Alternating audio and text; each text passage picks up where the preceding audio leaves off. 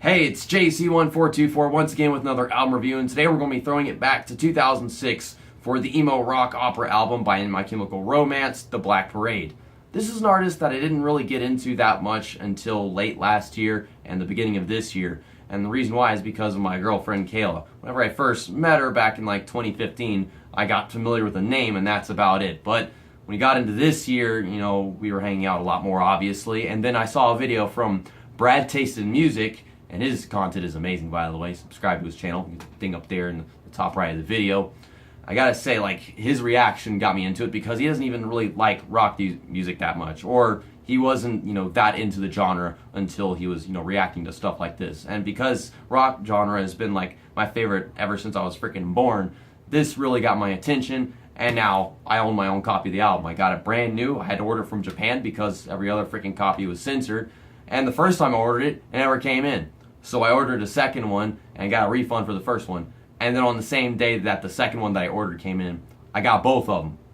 So I gave the other one to Kayla, obviously. Who else would I give it to?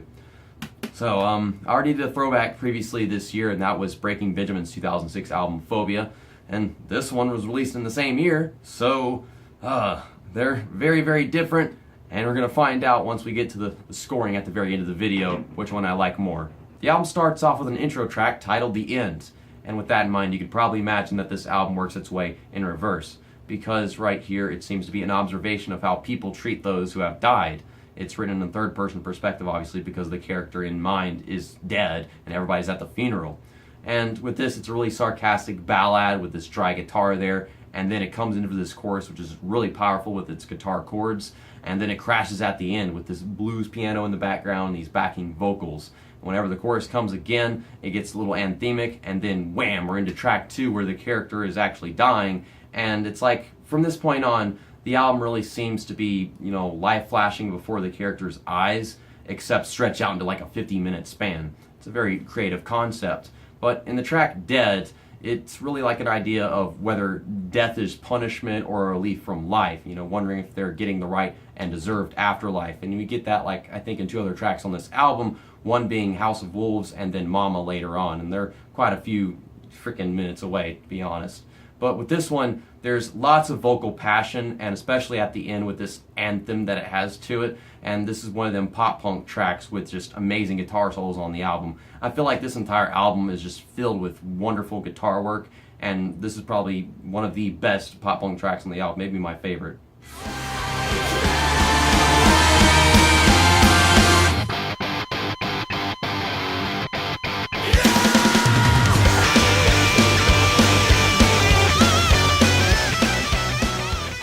Track number 3 is This Is How I Disappear. This track does seem to come off as a bit of a thought just because it's about not feeling alive anymore whenever someone that you really love passes away. Except I feel like it's still from that third person perspective, and he's saying that he realizes how much it's going to hurt this person whenever they love him so much but they're about to leave him, and so he doesn't even feel alive anymore even though he's still alive at the moment in the song, just because he already knows how much they're hurt by that thought.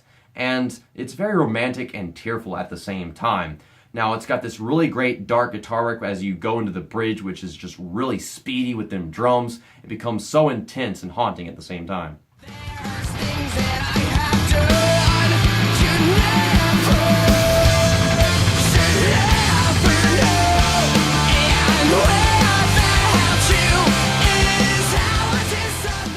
Track 4 is probably my biggest earworm on the entire album just because of its chorus, and that is the Sharpest Lives. This one has a lot of angst and poetic lyricism to it. It's one of my favorite songs on the entire album. I wouldn't say it's my favorite by any means, but this one from the very beginning has a very memorable sound loop, and then it's got these whispered lyrics that have sent chills down my spine, but it's just at the same time I actually enjoy it. It's like a freaking horror movie, except not scary. I don't know what it is. Then you get to the chorus, which has this party vibe, strong guitar chords to it, and whenever you get to the interlude, it's very brief, but it creates a lot of build-up if you hear the whole band surrounding it, and then it comes in for that final chorus, which is just so freaking powerful. They add that energy to make an awesome outro. This is a song about feeling left for dead and then drinking your sorrows away. And he's talking about having at least one more kiss goodbye, but he can't get it, so he's just going to drinking. And it characterizes that getting drunk and losing sanity.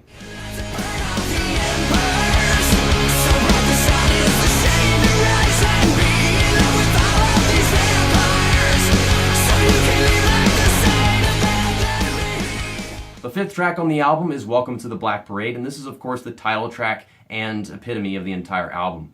It's also the core of the emo community, but anytime they listen to it, they get all triggered and offended as soon as the song starts, so I'm kind of glad I'm not emo because I can still enjoy great music.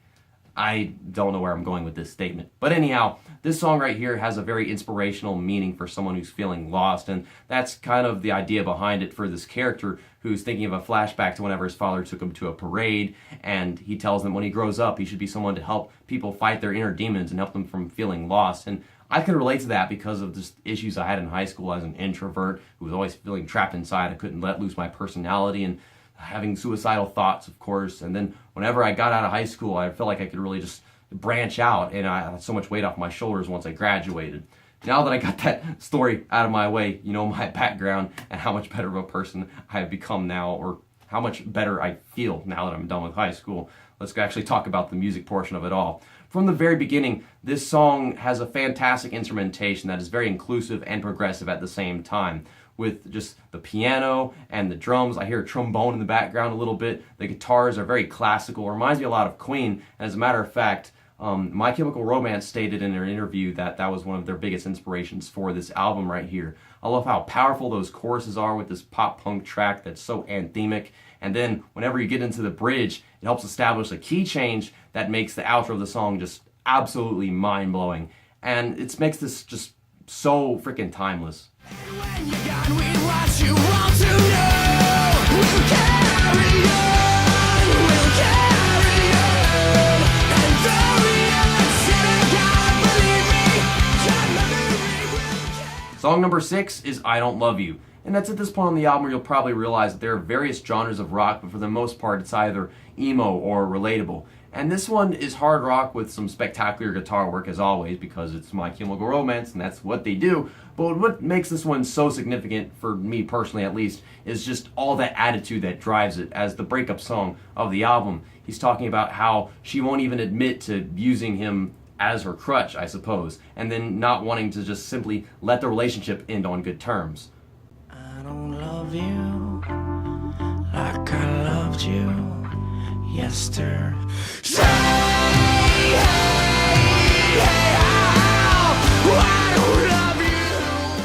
House of Wolves is track 7, and this is a song about being yanked back and forth in thought, I suppose, about whether or not you're going to heaven or hell. He's kind of singing about purgatory pretty much, and I guess that's the analogy with the title, House of Wolves. Like, I guess it's like one pack on one side and one pack on the other is the mental image that he has. But the madness really unfolds in this song as it starts off with this fantastic drum line, and it's just so recognizable because whenever I first hear it, I get so excited to listen to this song because there's just a massive breakdown once you get to the middle of it, and the guitar comes in, it crashes in, and then it stops, and it's just the vocals, and then they come crashing back in again, and it's just such an adrenaline rush. The vocal passion is just very energetic here, and altogether, I am so glad that this is actually the first MCR song that I can say I ever knew. The reason why is because of the MX vs. ATV Untamed soundtrack. Back then, I would play it on my PSP, and I didn't know it was by them because they didn't have like little pop-ups on the screen saying what artist and what album or whatever.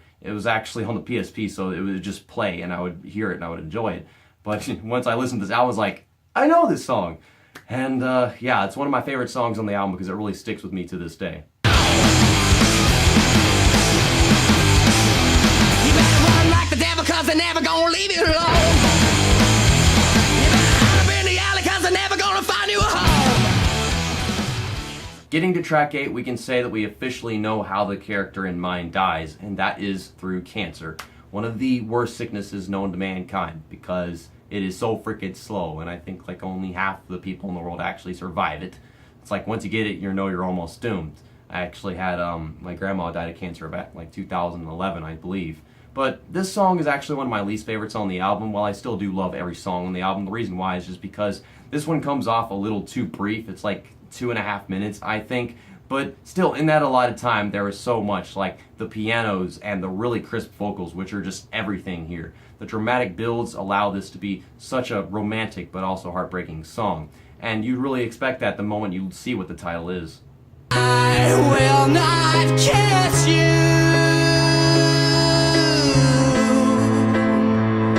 'cause the heart is burning.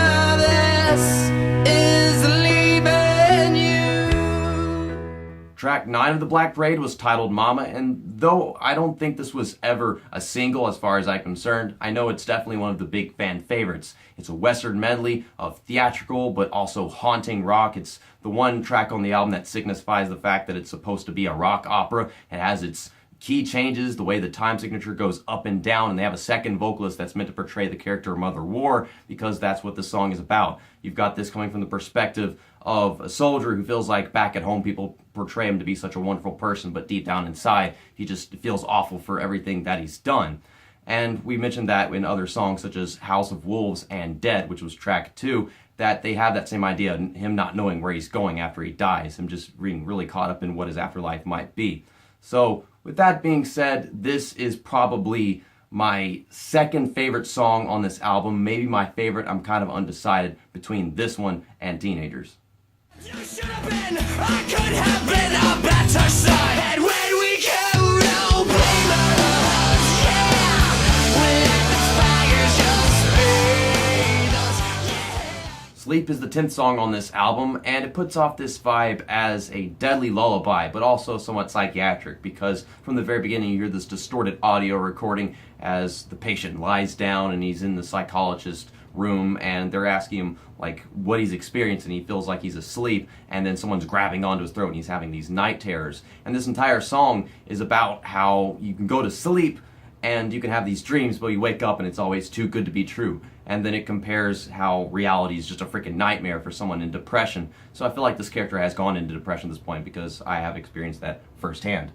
So musically, there's not that much that I really admire about this song except for the guitars and how they do progress a little bit as you get to the middle. It drags quite a bit and then it establishes itself whenever you get to that second chorus. And at the end of the song, it really does play out. So shut your eyes, kiss me goodbye, and say.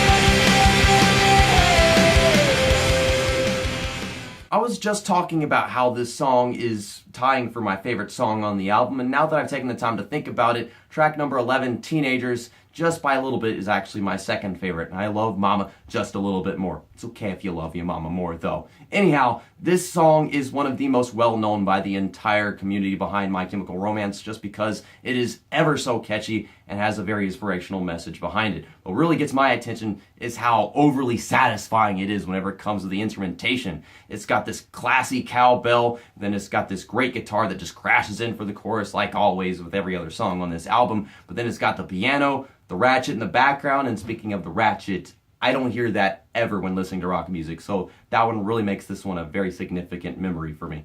And then it's got the bass drum all along, which really catches my attention. I like how the bass drum is on the upbeat. But this is a very cheerful song that has that message that, you know, teenagers that are left alone whenever they feel like they just don't belong and they're just not accepted are the ones that are bound most to do something so stupid as shoot up a school. It reminds me a lot of Make It Stop by Rise Against, which I really did love a lot whenever it first came out, and I still have the CD that it's on. And I gotta say, I love this song just a little bit more than that one because it's so cheerful and everything, but whenever you watch the music video, there's not that much to do with whenever it comes to what they did for the music video, but at the end, it really does define what the lyrics are about. All together now, teenagers scared, the living shit out of me. They could care less as long as I wanna bleed. So darken your clothes, I'll strike a violent. Disenchanted is track 12, and I believe this to be the most basic song on the entire album. It's like all of the simple parts of every song on this album just packed into one song together, and it really feels generic. But anyhow, the meaning behind this song is what's really valuable to it, and it does represent the album quite a bit about how being down in the dumps and a little depressed one day is always temporary and that you'll eventually get over it. But what really kills it for me personally from being one of the great songs that you can remember from this album is the fact that it musically lacks in effort. It starts and ends with acoustic guitar. The electric guitar just crashes in suddenly. It's a little melodramatic, like it doesn't feel like it should have been that loud or it should have been a little more progressive. And then you have this key change in the bridge, which really isn't that climactic as I would like for it to be.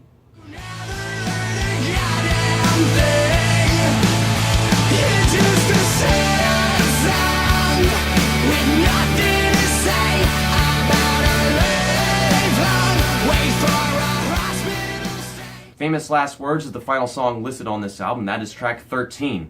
This one really sells itself as an album ending just because it's something that I connect with about how high school felt like such a freaking hellhole and it was just never going to end. And then I got down to graduation and there was just a huge moment of relief. All the weight was just lifted off my shoulders. And this could have been my class song pretty much, but instead Second Chance by Shinedown was.